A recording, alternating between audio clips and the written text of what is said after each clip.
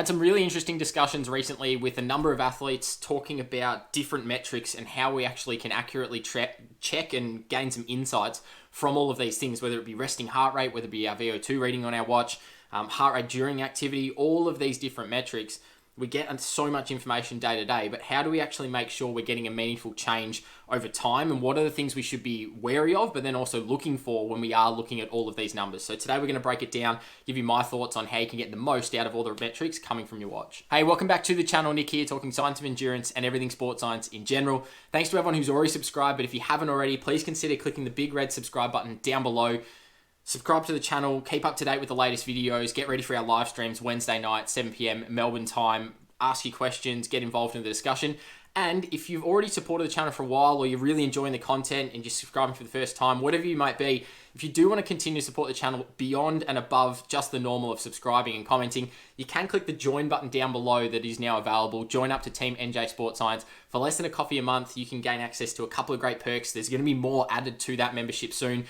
I'm going to keep it at that price point. I just want as many people join the team as we can, but also it's also going to help me remove some of the ads and things like that, allow me to spend more time making videos on the channel, upgrade some of my equipment so I can get the best content to you as regular as possible, basically, and keep the videos coming. So if you do want to join up to Team NJ Sports Science, click the join button down below and go check that one out. As I said in the introduction today, it's all about analyzing our data, some of the metrics, what do we need to be wary of, particularly when we're looking at things like, I've had some great discussion around resting heart rate and tracking maybe heart rate variability or our resting heart rate day to day, gaining some insights into maybe, am I more fatigued? Am I recovering well?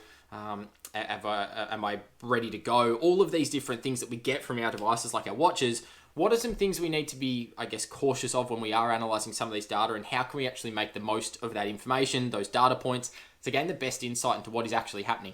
And the first thing I wanted to talk about is keep in mind with any of these devices, there's going to be some sort of error or margin for error, if you want to simplify it that way.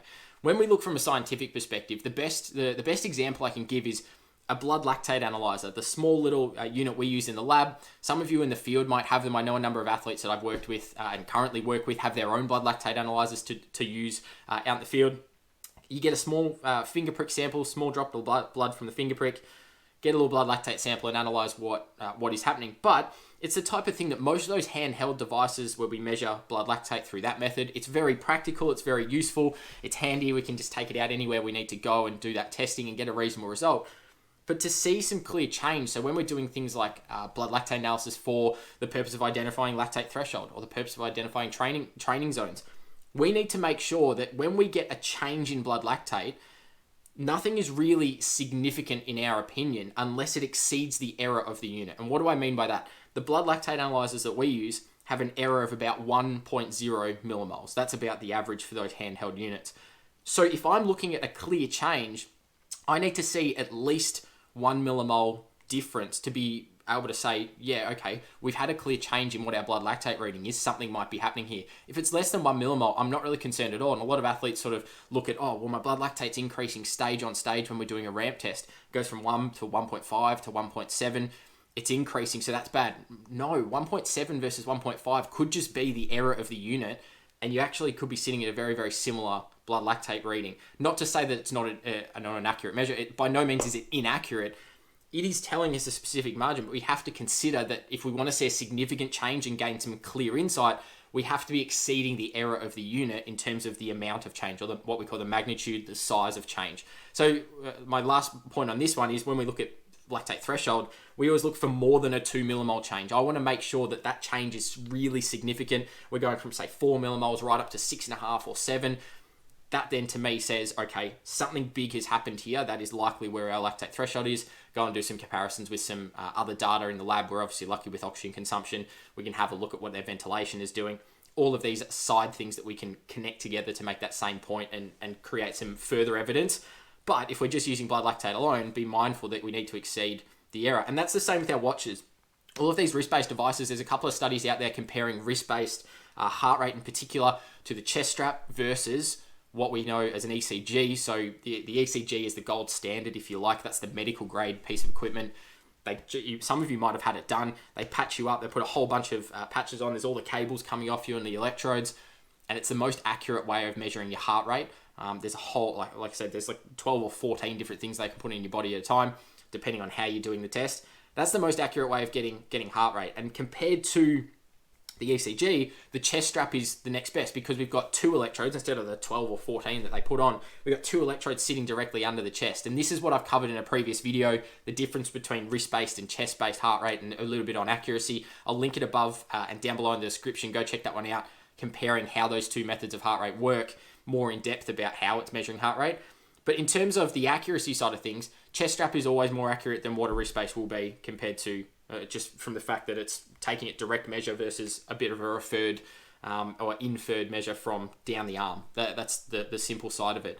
So what we're going to have between all of these, the medical grade equipment is going to have the least amount of error, the ECG. The chest strap that you might go running with is going to have a slight bit of error in it, but it's going to be a lot better than what a wrist base is, and the wrist base is going to have the most error. In a lot of cases, things like whether it be Apple Watches, Nike, Garmin, Sunto, Polar, any of these wrist-based devices that are out there, Fitbits, all of them have significant amount of error, and a lot of athletes experience this. Some athletes don't experience it as much, and you find it's relatively good.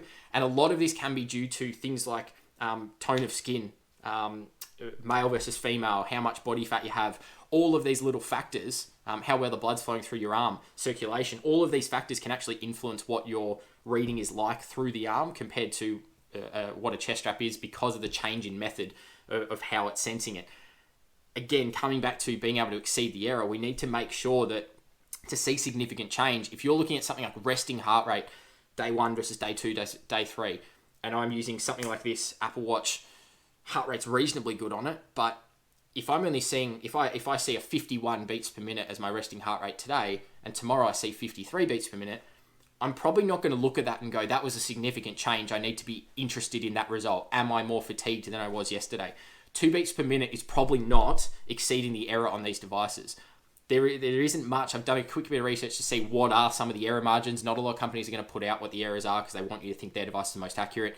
And I can understand that from a marketing perspective. But you have to understand there is going to be some error. So I always look at things like, is it a 5-beat change? If I'm looking at resting heart rates based on a wrist-based device, if I'm 50 today and 55 tomorrow, okay, I'm interested in that change, but then I'm going to confirm that by looking at the day after. Is that trend continuing, or did that stay the same? Go from 50 to 55 and then stay at 55 or thereabouts. Okay, maybe I am a little bit more fatigued or I didn't recover quite as well. I need to work on that. If it's something like 50 to 65, well, that's an obvious change. Clearly, there is something different there. We need to be a little bit more interested. So I'm looking at big scale changes in the short term. If it's a clear difference, 5-10 beats per minute for something like resting heart rate or any of these metrics, if there is a big shift, I'd be mindful of it. Don't panic. I'd be mindful of it. But then also look at the trend over time. Is this a continuing trend?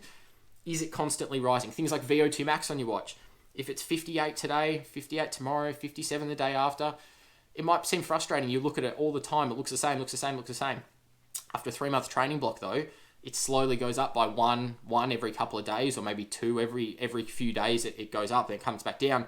You look at week 1 versus week 12, it's gone up by 4 or 5 points.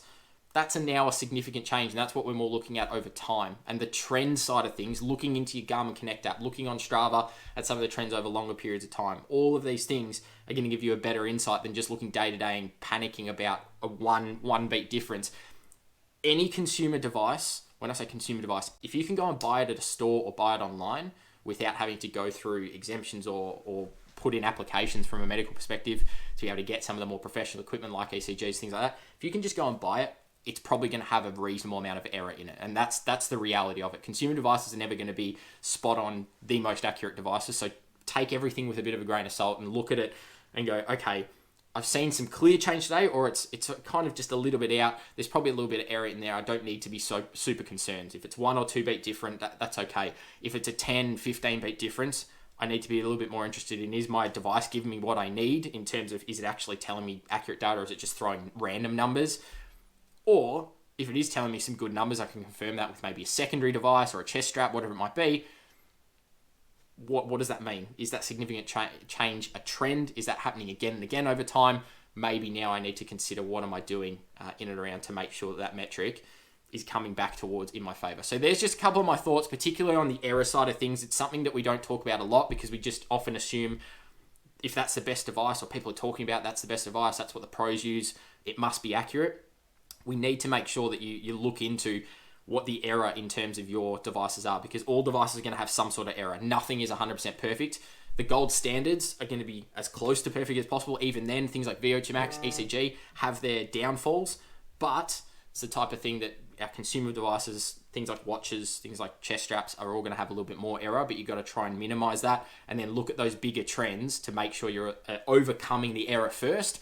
So we're actually getting a genuine piece of information, and then from there you can do your analysis and look at the trends and the long term. Again, that's a bit of a summary of my thoughts around looking at some of these data points. Don't stress out when you see 1 or 2 beat changes in things like resting heart rate. Look at the bigger picture rather than focusing on the minor, because the bigger picture is always the better way to go, particularly in any type of performance, especially endurance as well.